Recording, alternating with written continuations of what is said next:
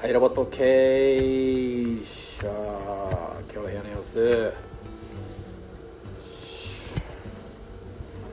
はい、洗濯機 OK。それからキッチンも OK。それでは台風の中行ってまいります。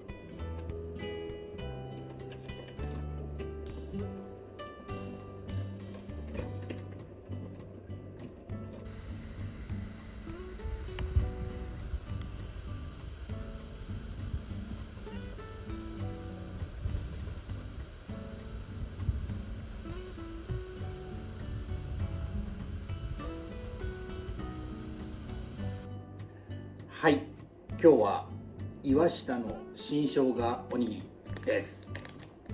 さあ、食べたことあったかな。開け口がない。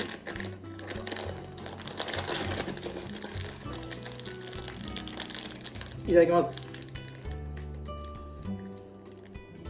うまっ。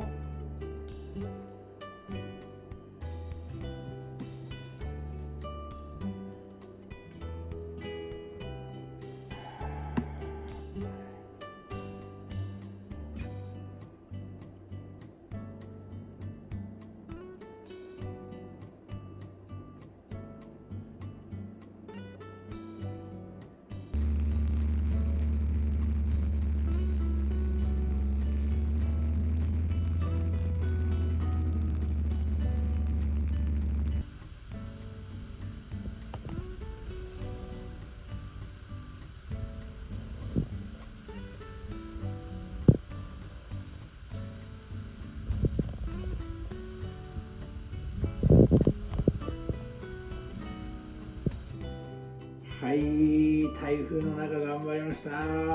お疲れ。自分乾杯。